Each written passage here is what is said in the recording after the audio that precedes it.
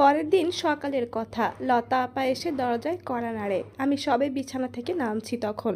দ্রুতই দরজা খুলি। আপা হন্তদন্ত হয়ে ভেতরে প্রবেশ করে বলেন, খবর পেয়েছি বেলা 11টায় বিচার বসবে অফিস মাঠে। আমি আজ কাজে যাব না। যে বাড়ি কাজ করি ওই বাড়ির আপার ছেলে উকিল। ওনার সঙ্গে তোমার বিষয় নিয়ে কথা বলতে যাচ্ছি। যদি কোনো সাহায্য পাই তুমি ফোন কাছে রেখো। কল দিলে কথা বলবে। যা হয়েছে সব খুলে বলবে তাকে। আমি জি বলে বাইরে আসি। আপা চলে গেলেন। রান্না করতে হবে, কিন্তু হাত উঠছে না আমার। চাচি আমার অবস্থা দেখে নিজের ঘর থেকে ভাত এনে ছেলেকে খাইয়ে দিয়ে আমায় দিল কিছুটা। খেতে চাইলাম না, জোর করলেন চাচি। সবে জ্বর থেকে উঠেছি, এইটুকু না খেলে শক্তি পাবো না। বাধ্য হয়ে খেলাম। বেলা 10টা নাগাদ কল এলো আমার ফোনে। দৌড়ে ঘরে গিয়ে নাম্বার না দেখেই রিসিভ করি কল। কণ্ঠ শুনে বুঝি রাসেল স্যার। তিনি বলেন, আপনি ঠিক আছেন তন্নি? কোনো চিন্তা করবেন না, আমি আপনার পাশে আছি। আমি আপনার পক্ষে কথা বলবো। আপনার কোনো ভয় নেই। ওনার কথাগুলো শুনেই কল কেটে দিই আমি। রাগে গা জ্বলে আমার। লতা আপার কল করে না। তিনি আসেন 11টা বাজার মিনিট 10 আগে। বলল, যার কাছে গিয়েছিলাম তাকে পাইনি, ফোনে কথা বলে এসেছি। চলো আমরা বিচারে যাই, যা হবে দেখা যাবে। আমার ভয় হচ্ছিল ভীষণ। আপা সাহস দেয়, ছেলেকে রেখে যায় চাচির কাছে। মেয়েকেও রাখি তার কাছে। উনিও যেতে চেয়েছিল। বয়স্ক মানুষ, যে লাভ কি? তাই আর নিইনি। রিস্কাতে বসি। আমি ভীষণ ঘামছিলাম। আপা সাহস দেয় প্রচুর। আমি আপাকে বলি, আপা আমার মনে হচ্ছে এখানে কোনো ষড়যন্ত্র আছে। না হলে আমি যে ওখানে যাচ্ছি ওরা জানলো কি করে? একটু বুঝে শুনে কথা বলতে হবে আমাদের। মনে সাহস রাখো তন্নি, যা বলবে সরাসরি বলবে। ঘাবড়ে গেলে চলবে না, শক্ত থাকতে হবে তোমায়। ওখানে গিয়ে পৌঁছে দেখি অনেক মানুষের ভিড়। আমি ওড়না দিয়ে মুখ পেঁচিয়ে নিচে নামি। আমায় দেখা মাত্রই শুরু হলো গুঞ্জন। আপা সরাসরি আমার হাত ধরে সকলের মাঝে নিয়ে গেল। অনেকে আছে দেখলাম। রাসেল স্যার এক কোণে দাঁড়িয়ে আছে। বিচার কার্যক্রম শুরু হলো। একে একে সবাই আমার বিপক্ষে সাক্ষী দিচ্ছে। সব দোষ যেন আমার। স্যারের নামে তেমন কোনো কথাই উঠছে না। এবার আমাদের প্রশ্ন করা হলো। যা ঘটেছে সবটা বর্ণনা দিলাম আমি।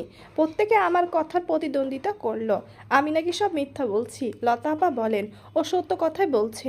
ওর কথা ও কাজ পরিষ্কার, কিন্তু এখানে যা ঘটেছে তা পরিষ্কার নয়। সম্পর্ক থাকলেও স্যার আর তন্নির মাঝে ছিল। ওনারা এখানে দেখা করতে এলেও বাকিরা জেনেছে কি করে? খবর পেল কোথায় থেকে? তন্নি নিশ্চয়ই পাড়ায় পাড়ায় রটিয়ে আসবে না নিজের দুর্নাম। অর্থাৎ যা হয়েছে রাসেল স্যারের ওখান থেকেই হয়েছে। স্যারকে প্রশ্ন করা হয় এবার। উনি মিনমিনে স্বরে বলে, আমি ফোনে কথা বলেছিলাম অফিসেই। হয়তো তখনই কেউ শুনে পিছু নিয়েছিল। এটা সম্ভব? অফিসের বস কোথায় কথা বলবে, কার সঙ্গে দেখা করবে, সেই সব কর্মচারী নজরে রাখবে, পিছু নিয়ে চলেও আসবে? এতই সস্তা সব কিছু? স্যারকে দেখলাম এবার চুপ। উপস্থিতি সকলে এবার স্যারের মুখ পানে উত্তরের আশায় তাকিয়ে আছে। স্যারকে সবাই মিলে চেপে ধরতে তিনি বলেন, এক জঘন্যতম কথা। আমার পায়ের নিচ থেকে মাটি সরে যায় যেন। উনি বলেন, আসলে আমায় তন্নি আসতে বলেছিল। তন্নির সঙ্গে আমার সম্পর্ক ছিল। কাল আমরা পালিয়ে গিয়ে বিয়ে করার কথা ছিল। তাই তন্নি ওর বাচ্চা সহ এসেছিল দেখা করতে। যেহেতু বিয়ে করার কথা, তাই আমি আমার অফিসের কজনকে বিয়ের সাক্ষী দেওয়ার জন্য সবটা জানিয়েছিলাম। ওরাই হয়তো জড়িয়েছে বিষয়টা। কিন্তু বিশ্বাস করুন, তন্নির কোনো দোষ নেই। ও বা আমি জানতামই না এমনটা হবে। হলে কখনোই ওখানে দেখা করতে আসতাম না। স্যারের কথা শেষ না হতে উপস্থিত সকলে আমার দিকে তেড়ে আসে। স্যার আসে দৌড়ে, সবার সামনে দাঁড়ায়, আমায় রক্ষা করার মিথ্যা নাটক করে। ব্যথিত কণ্ঠে বলে, প্লিজ ওকে কেউ কিছু বলবেন না। আমরা একে অপরকে ভালোবাসি। আমাদের কোনো দোষ নেই। রাগে জ্বলে ওঠে আমার গা। ওনাকে পেছন থেকে ধাক্কা দিয়ে ফেলে দিই আমি। চিৎকার করে বলি, জানোয়ার কোথাকার! মিথ্যা বলিস কোন সাহসে? তোর সঙ্গে আমার কিসের সম্পর্ক? চরিত্রহীন একটা লোক, অসভ্য পুরুষ মানুষ, তোকে জুতা পেটা করা উচিত। স্যার তেড়ে আসতে নিলে সবাই তাকে আটকে দেয়। তিনিও উঁচু গলায় বলেন, কাজটা ঠিক করলেন না তন্নি। আমি তোমায় বাঁচাতে চেয়েছিলাম, ভালোবাসি বলেই। নিজে মার পর্যন্ত খেতে চেয়েছি তোমার জন্য। সেই তুমি কি না লোক সমাজে আমায় অস্বীকার করে যা তা বললে? আমার ভালোবাসার কোনো দাম নেই তোমার কাছে? ভালোবেসে ঘর বাঁধতে চেয়েছিলাম তোমায় নিয়ে। আমার সম্মান নিয়ে খেলা করলে তুমি। এবার আমিও আর তোমায় নিয়ে ভাববো না।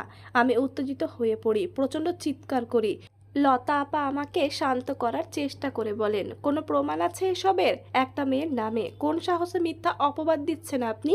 অবশ্যই প্রমাণ আছে। আমার অফিসের প্রতিটি লোক সাক্ষী। তন্নি আমার কাছ থেকে আলাদা সুবিধা পেয়েছে। লোকে একটা খাবার পেলে সে পেয়েছে দুটো। কোনো সম্পর্ক না থাকলে এত কিছু সম্ভব? এছাড়া উনি আমার সঙ্গে কত জায়গায় ঘুরতে গেছে। আমরা বিয়ের পরিকল্পনা করেছিলাম বেশ আগেই। সেই জন্য এক এতিমখানায় অবধি গিয়েছিলাম ওর বাচ্চাদের রাখতে, কিন্তু তন্নি রাজি হয়নি। বিধায় ভালোবাসার জন্য ওর বাচ্চা সহ মেনে নিয়েছিলাম আমি। আপনারা বিশ্বাস না করেন সেই এতিমখানার মহিলাকে ডাকুন, তিনিই বলুক তন্নি আমার সঙ্গে গিয়েছিল কিনা। এছাড়াও আমরা রেস্টুরেন্টে দেখা করেছি, ওর বাড়ির পাশেও দেখা করেছি, অনেকে আমাদের দেখেছেও। বিষয়টি ছড়িয়ে যাচ্ছিল বলে কিন্তু আমরা বিয়ের সিদ্ধান্ত নিয়েছি। এখন এত মানুষ দেখে তন্নি পোল্টি মারছে। যদি ওর সঙ্গে আমার সম্পর্ক থেকেই না থাকে, শুধুমাত্র আমার কথায় কেন ভর সন্ধ্যায় নির্জনে দেখা করতে আসে? এছাড়াও আমার ফোন চেক করুন, অসংখ্য কল লিস্ট আমাদের, প্রতিনিয়ত কথা হয়েছে আমাদের। সাধারণ একজন কর্মচারীর সঙ্গে মানুষ এত কথা বলে? অন্যদের জিজ্ঞাসা করুন তাদের সঙ্গে আমার এত কথা হয় কি না। রাত বিরাতে যখন সময় পেয়েছি কথা বলেছি। সম্পর্ক না থাকলে কথাই বা বলেছে কেন? দেখাই বা করলো কেন? আজ সকালেও কথা হয়েছে আমাদের। বিশ্বাস না করলে ওনার ফোন চেক করুন। ভালো না বাসলে কেন আমি ওনার দোষ নিজের কাঁধে নেব? ডেকেছিল তো উনি আমায় শুরুতেই এই কথা বলে, কিন্তু আমি কাটিয়ে যেতে পারতাম। কিন্তু আমি তা না করে ওকে বাঁচানোর চেষ্টা করেছি। আমি চিৎকার করে বলি সব মিথ্যা, সব মিথ্যা, কিন্তু কেউ শোনে না আমার কথা। বিচারের লোকেরা বলছে সত্যিই তো, ছেলেটার কথায় যুক্তি আছে। লতা আপা কিছু বলতে চেয়েও পারছে না, সবাই মিথ্যা বলে সাক্ষী দিচ্ছে আবারও। কেউ কেউ বলছে আমাদের অপ্রস্তুত অবস্থায়ও নাকি দেখেছে তারা। আরও কত কি! সম্পূর্ণ দোষটা এলো আমার ঘাড়ে। আমি টাকার লোভে রাশেদের সঙ্গে সম্পর্ক করেছি, এবার ঝামেলা হওয়ার প্রতারণা করেছি ভালোবাসার নাম করে। আমি অর্থলোভী, চিটার, চরিত্রহীন একটা মেয়ে। এটাই আমার ব্যবসা, সম্পর্ক করে অর্থ লুটি, ধনী ছেলেদের ফাঁসায়। এবার আর বিয়ে নয়, গালে কালি মাখবে আমার। লতা আপা প্রতিবাদ করে, কোর্টে যেতে চায়, এই বিচার মানবে না বলে জানায়। আমায় নিয়ে টেনে বেরিয়ে আসতে লাগে। আমি অনুভূতিহীন মৃত মানুষের মতো শুধু টানাটানি সহ্য করছি। কোথা থেকে দুটো মহিলা এসে আমার গায়ে কাদা ছুঁড়ে মারে, গলায় ও পেটে এসে লাগে। প্রচণ্ড ঝামেলা তৈরি হয়, মারামারির পর্যায়ে হয়। যে যার মতো পালিয়ে যেতে লাগে। সুযোগ পেয়ে লতা আপা আমায় ছো দিয়ে রিস্কায় উঠিয়ে দেয়, রাস্তা দিয়ে যায়, আর যে দেখে সেই বলে দুশ্চরিত্রা। বাড়ি পৌঁছে অমনভাবেই বস্তিতে ঢুকে জ্ঞান হারায়। পানি ঢালে কজনে, পুরো বিষয় ছড়িয়ে গেছে। আমায় নিয়ে বিচার হয়েছে, এটা সবাই জেনে গেছে। যারা বাচ্চা পড়াতেও তারা এসে বলে এর কাছে আর ছেলে মেয়ে পড়াবো না, উনি নিজেই নোংরামো করে বেড়ায়, আমাদের বাচ্চাদেরও তাই শেখাবে। সবই শুনি আমি। আমার নামে চারপাশে চিৎকার হচ্ছে। আলিফ দৌড়ে আসে আমার কাছে, আমায় ঝাঁকিয়ে বলে আম্মু ওরা কি বলছে, তুমি নাকি ধরা পড়েছ? সবাই বলছে তোর মা ধরা পড়েছে। তুমি কি চুরি করতে গিয়েছিলে আম্মু? তোমার গায়ে কাদা কেন? লোকে তোমায় ধরে কি মেরেছে কালকের মতো? ছেলের কথার কোনো জবাব দিতে পারি না আমি। লতা আপা ছেলেকে ধমক দিয়ে সরিয়ে দেয়, আমায় পানি ঢালে, মহিলারা মিলে ঘেরাও করে, সেখানে গোসল করিয়ে দেওয়া হয়। কাপড় বদলে আপা আমায় ঘরে নিয়ে আসে, বিছানায় বসিয়ে পানি খেতে বলে। আমি খাই না, কান্দিও না, নিশ্চুপ বসে আছি। আপা কাঁদতে বলে, শরীর ধরে ঝাঁকায়, বাধ্য হয়ে থাপ্পড় পর্যন্ত বসায় গালে, তবুও কাঁদি না। আমি শুধু ফ্যাল ফ্যাল করে তাকিয়ে থাকি। বস্তির মাঝে আমায় নিয়ে নানান কথা হচ্ছে, বেশিরভাগ আমার বিপরীতে কথা বলছে। আমায় ভালো ভেবেছিল, আমি আসলে ভীষণ বাজে। আগের সম্পর্কের জের ধরেও দোষ দিচ্ছে আমায়। আমার জন্যই নাকি আমার সংসার ভেঙেছে, আমি খারাপ, প্রতিটি কথাই আমার কানে আসে। ঘরের সামনে দিয়ে বলছে এসব, কানে তো আসবেই। প্রতিবাদ করি না আমি, মনে মনে সৃষ্টিকর্তাকে শুধু ডাকছি আমার কিছু হয়ে যেতে, অথবা মাটি ফাঁক হোক, আমি ঢুকে যাই। ছেলে মেয়ে আর কারো চিন্তা নেই আমার মনে। জানেন, লোকে আমার মৃত বাবা মা নিয়েও পর্যন্ত বাজে কথা বলছে, যারা তাদের দেখেও নি কোনো দিন। তারাই বলছে আমার বাবা মা নাকি নোংরা কাজ করতো, এই জন্য আমি এমন হয়েছি।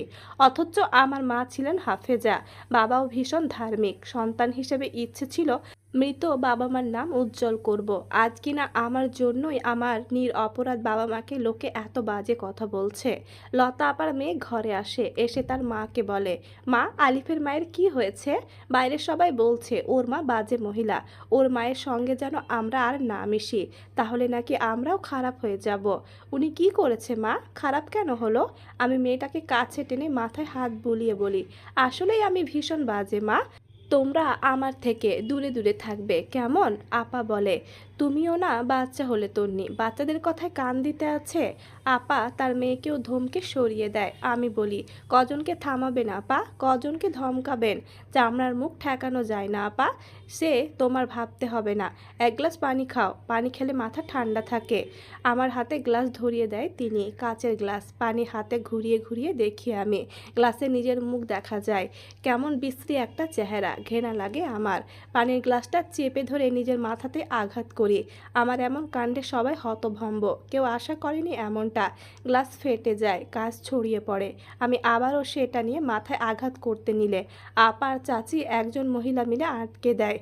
এবার আঘাত করলে কাঁচ বিঁধে পড়তো মাথায়, হয়তো আর বাঁচতাম না। এটাই আমি চাই। শব্দে মেয়ে আর ছেলে, সে কি কান্না ভয়ে। লতা আপা গ্লাস কেড়ে নিয়ে ফেলে দেয় বাইরে, মাথা ঝেড়ে দেয়। দুই জায়গায় কেটে গেছে, রক্ত গড়িয়ে পড়ছে চুলের ভেতর দিয়ে। চাচি দ্রুতই মলম এনে লাগিয়ে দেয়, কিন্তু আমি কোনো ব্যথা পাচ্ছি না, আঘাতটাকে অনুভবই করতে পারছি না। আপা বোঝায়, ছেলে মেয়ে আছে, ওরা ভয় পাচ্ছে। পাগলামো করো না, ধৈর্য ধরো। ধৈর্য কথাটা শুনে হাসি পায়। এই মুহূর্তে এই কথাটা ভীষণ হাস্যকর লাগছে আমার কাছে। এরই মাঝে এলো বেশ কিছু লোক ও মহিলা, সঙ্গে অফিসের অনেকে। প্রচণ্ড চেঁচামেচির শব্দ। বস্তির লোক সব জড়ো হয়েছে। বস্তির মাঝে সবাই আমার বিরোধিতা করতে এসেছে, আমায় এই এলাকা ছাড়া করতে এসেছে। লতা আপা আমায় ও চাচিকে ভেতরে বসিয়ে রেখে বাইরে আসে। সবাই মিছিল করছে রীতিমতো। আমায় তারা সরিয়ে ছাড়বে। আমি সমাজের কীট, এখানে থাকলে আরও ছেলের জীবন নষ্ট করব।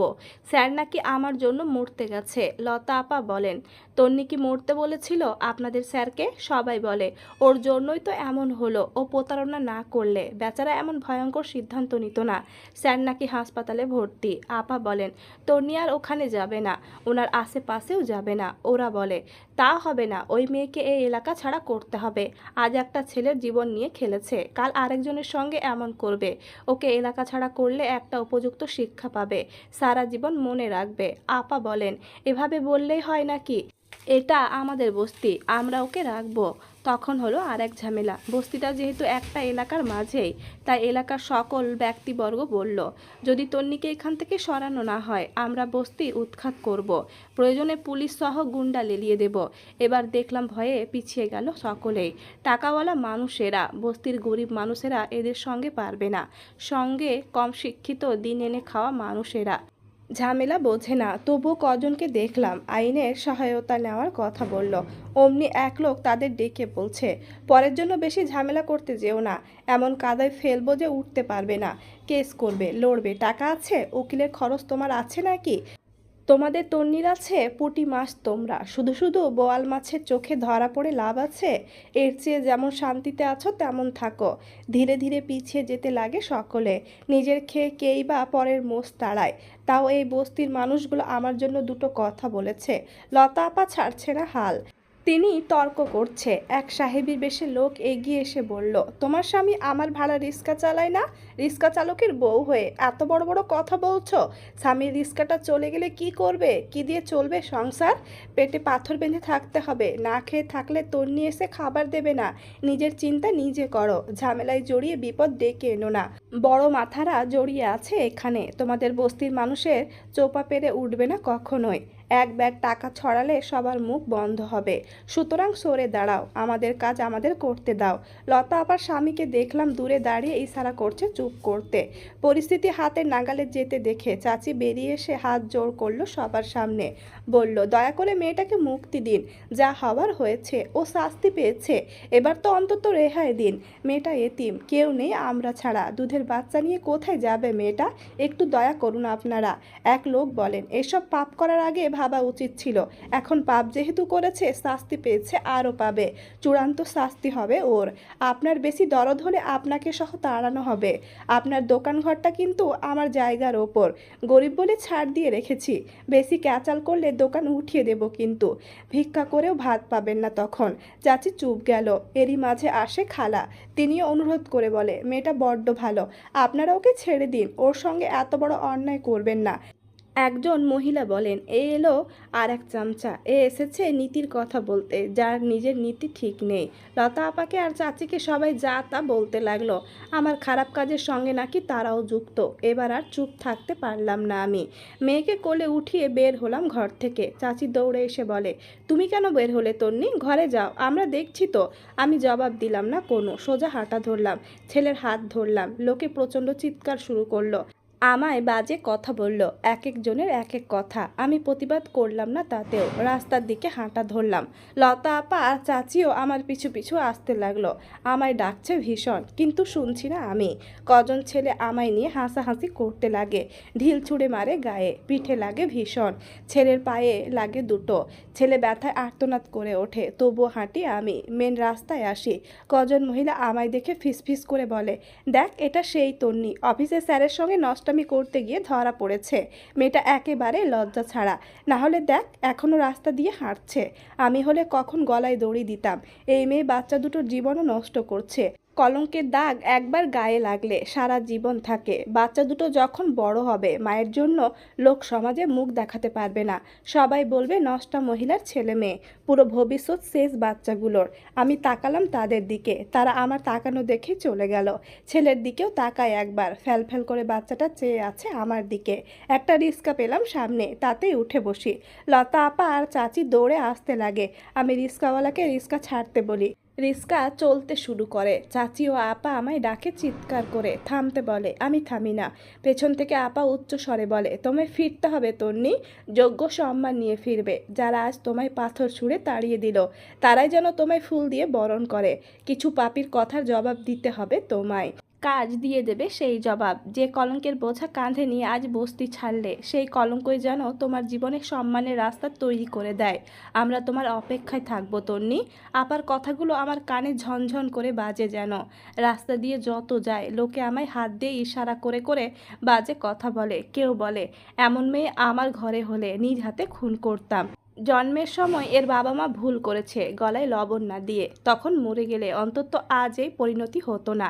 এই মেয়ে শুধু নিজের না, বাচ্চার জীবনও নষ্ট করেছে। ওর জন্য ওর বাচ্চারা ভালোভাবে বাঁচতে পারবে না কোনো দিন। মাথা তুলে দাঁড়াতে পারবে না। আমি শুধু হাসি সামান্য। কিছু বলার নেই। রিক্সা চলে। চালক জিজ্ঞেস করে, কোথায় যাবেন? আমি বলি, সামনে। আরও সামনে যায়। চালক আবারও শোধায়, কোথায় যাবেন? আমি বলি, আরও সামনে। অনেকটা পথ পাড়ি দিই আমরা। ছেলে চুপচাপ বসে আছে পাশে। এক পর্যায়ে রিক্সা চালক বিরক্ত ও ক্লান্ত হয়ে রিক্সা থামায়। এত দূর এসেছি যে ওনার বাড়ি যেতে লস হয়ে যাবে, কোনো যাত্রী পাবে না ওখানকার। তিনি চোখ গরম করে বলেন, পাগল নাকি আপনি? কোথায় যাবেন বলেন না কেন? শুধু সামনে সামনে করেন। আর কত সামনে যাব? আপনাকে সামনে নিতে গিয়ে আমার পুরো গাড়ির চার্জ শেষ হয়ে গেল। এবার বাড়ি পৌঁছাতে পারলে হয়। আপনার কোনো ধারণা আছে কত দূর এসেছি? আপনাকে রিক্সাতে তোলাই আমার ভুল হয়েছে। এবার জরিমানা দিন। যাওয়া আসা দুটোর ভাড়াই দিতে হবে আপনায়। দিন 400 টাকা। আমি কিছুক্ষণ ওনার দিকে তাকিয়ে থেকে ওনার প্যাচ খুললাম। ভেতরে 200 টাকা মাত্র। এটাও তটিনী দিয়েছিল ছেলেকে। এই টাকাটাই বাড়িয়ে দিলাম তার নিকটে। লোকটা মহা রাগান্বিত। পুরো টাকা না নিয়ে কিছুতেই যেতে দেবে না আমায়। বাধ্য হয়ে নিজের ফোনটা বের করলাম। সিমটা খুলে ছুঁড়ে পুকুরে ফেলে দিয়ে ফোনটা তাকে দিই। তিনি এপিট ওপিট করে বলেন, ভালো ফোনই দেখছি, বিক্রি করলে 400-500 হয়ে যাবে। ঠিক আছে, এবার আপনি যান। উনি মনের সুখে গান গাইতে গাইতে চলে যায়। আমি তার যাওয়ার পানে তাকিয়ে তপ্ত শ্বাস ফেলি। স্বার্থ ছাড়া এই দুনিয়ায় কেউ চলে না। ছেলের হাত ধরে হাঁটা ধরি। অনেকটা হাঁটি। ছেলে পায়ের ব্যথায় ঝুঁকে ঝুঁকে হাঁটছে। বারবার প্রশ্ন করছে, কোথায় যাচ্ছি, কেন যাচ্ছি। সন্ধ্যা হয়ে আসে প্রায়। মেয়েও কাঁদছে। আমার চোখ ভারী হয়ে আসছে ধীরে ধীরে। মৃত্যু যেন অতি নিকটে। কিন্তু না, দায়িত্ব পালন না করে মরবো না আমি। আরও হাঁটলাম। এক পর্যায়ে ছেলেকে টেনে টেনে নিয়ে হাঁটলাম। পায়ে ফোসকা পড়ে গেছে মা ছেলে দুইজনেরই। এর মাঝে আমার খালি পা। অদূরে একটা অনাথ আশ্রম বা এতিমখানা দেখলাম। মুখে কিঞ্চিত হাসি ফোটে আমার। পা চালিয়ে সেদিকেই গেলাম। ছেলেকে বললাম, দ্রুত হাঁটো, বাড়ি পেয়েছি। আশায় আশায় ছেলেও যথাসাধ্য জোরে হাঁটে। ওখানে প্রবেশ করি আমি। খুবই শুনশান। মাত্র কজন মানুষ বসে আছে। বড় ছোট ছেলে মেয়েরা খাচ্ছে পড়ছে। আমার ছেলে ক্লান্ত হয়ে মেঝেতে বসে পড়ে। আমায় দেখে এক মহিলা এগিয়ে আসে। পরিচয় দিয়ে বলেন, আমি পারভিন।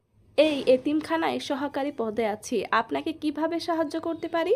আমার দুটো ছেলে মেয়ে আছে, আপনাদের এখানে রাখবেন? আমার না কোনো জায়গা নেই যাওয়ার, আপনারা নিয়ে নিন ওদের, আমি চলে যাব, কোনো দাবি নিয়ে আসবো না, ওরা এতিম। মহিলাটি হয়তো একটু অবাকই হলো আমার কথায়, বলল, আপনি তো বেঁচে আছেন, তাহলে ওরা কিভাবে এতিম হয়?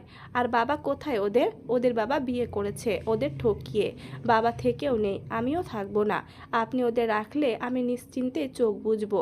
আমি এই দায়িত্ব পালনের জন্য বেঁচে আছি, ওদের কারো হাতে তুলে দিয়ে আত্মহত্যা করব আমি ভীষণ ক্লান্ত, আমি এবার মুক্তি চাই।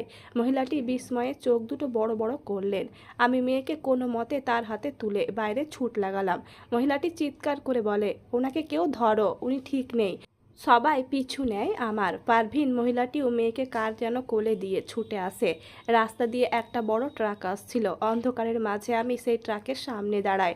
ড্রাইভার হঠাৎ আমায় দেখে ব্রেক করতে চেয়েও পারে না, হর্ন দেয়। অনেকটা কাছে চলে আসে ট্রাকটি, মনে মনে ছেলে মেয়ের ছবি ভেসে ওঠে চোখে।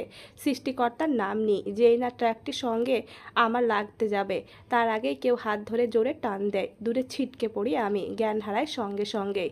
এরপর কি হয়েছে কিছু জানি না। প্রায় মাঝরাতে জ্ঞান ফেরে আমার, গায়ে প্রচণ্ড জ্বর। পাশেই দেখি সেই পারভিন নামের মহিলা ও আমার ছেলে বসে আছে। আমায় তাকাতে দেখে মহিলাটি প্রচুর বকে আমায়, তিনিই বাঁচিয়েছে আমায়, কি হয়েছে জানতে চাই। আমি কাঁদতে কাঁদতে সবটা বলি তাকে। সব শুনে তিনি নিজেও চুপ, চোখ দিয়ে পানি টলমল করছে। উঠে দাঁড়িয়ে আমার পিঠে হাত রেখে বলে, সত্যি অনেক হৃদয় বিদারক ঘটনা ঘটেছে তোমার সঙ্গে। তোমায় বলার মতো ভাষা নেই, তবুও বলবো ধৈর্য ধরো। এপার তো তোমার এমনিই নেই, ওপারও বিসর্জন দিও না। সব ভুলে যাওয়া যদিও সম্ভব নয়, তবুও বলছি আজ থেকে সব ভুলে যাও। জীবনটাকে সুযোগ না কাজে লাগাও। আজ থেকে তুমি এখানে থাকবে, তোমার কোনো অতীত নেই, তোমার আছে শুধু একটা ভবিষ্যৎ, যা তোমার ছেলে মেয়ে ও নিজেকে ঘিরে। অতীতের সঙ্গে সব সম্পর্ক ছিন্ন করো আজই। তুমি এখানে থাকবে আমার বোন হয়ে, আমি তোমার বড় আপা, আমার সহকারী হয়ে থাকবে। কাজ করবে, খাবে, ঘুমাবে, ব্যাস, বাকি যা করার ধীরে সুস্থে করবে।